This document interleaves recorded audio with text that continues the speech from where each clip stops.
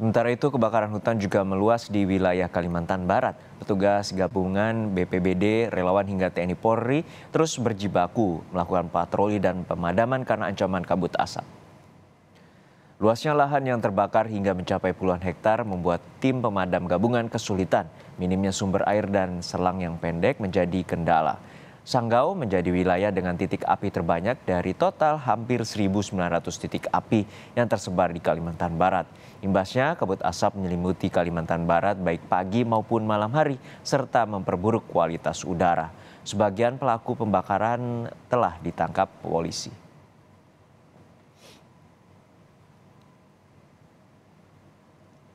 Gubernur Kalimantan Barat, Sutar Miji, mengancam akan menerbitkan larangan pemanfaatan pada lahan-lahan yang terbakar di wilayah Kalimantan Barat selama 5 tahun untuk kepentingan apapun.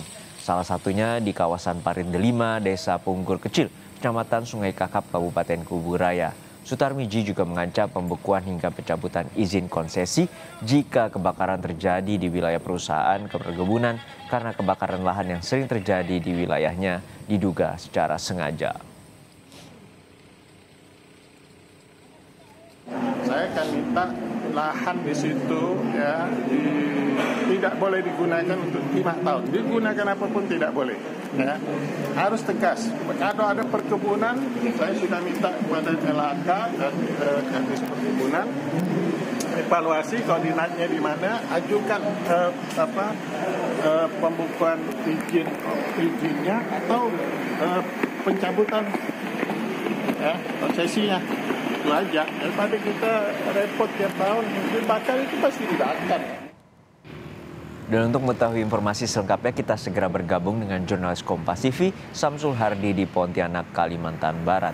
Samsul, hingga saat ini seberapa parah dampak kebakaran hutan yang terjadi di Kalimantan Barat dan bagaimana kondisi udara di Kalimantan Barat? Baik, Gino dan saudara dapat informasikan untuk kondisi udara di Kalimantan Barat khususnya Pontianak dan Kubu Raya untuk saat siang ini memang tidak berdampak signifikan.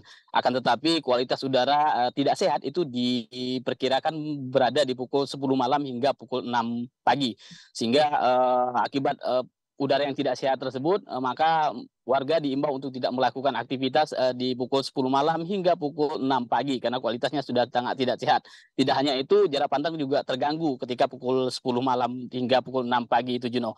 Sehingga dikhawatirkan akan mengganggu sistem pernapasan masyarakat ketika melakukan aktivitas di kualitas udara tidak sehat berdasarkan pantauan dari alat ukur udara di Kota Pontianak, Juno. Ya, Samsul, untuk saat ini bagaimana upaya penegakan hukum atas adanya dugaan pembakaran lahan secara sengaja di sana? Untuk saat ini dari Polres Kubu Raya sendiri sudah menetapkan 2 orang terduga pelaku pembakaran lahan, yakni di Desa Sungai Bulan dan juga di Rasawijaya. Nah, mereka saat ini sedang dimintai keterangan terkait kebakaran hutan dan lahan yang terjadi di dua wilayah tersebut.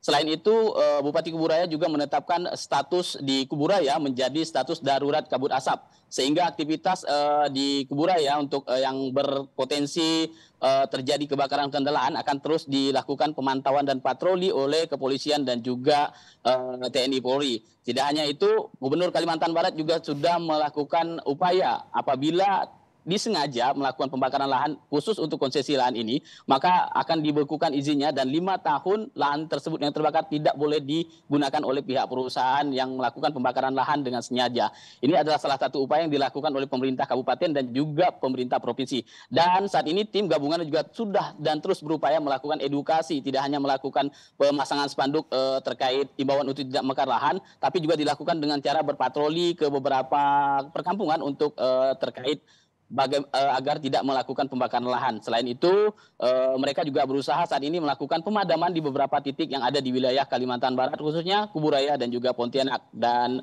Kabupaten Ketapang beserta beberapa kabupaten lainnya. Juno. Kita harapkan upaya pemadaman dapat teratasi agar kabut asap dapat teratasi dan tidak berdampak berbahaya bagi masyarakat. Terima kasih jurnalis Kompas TV, Samsul Hardi dari Pontianak, Kalimantan Barat.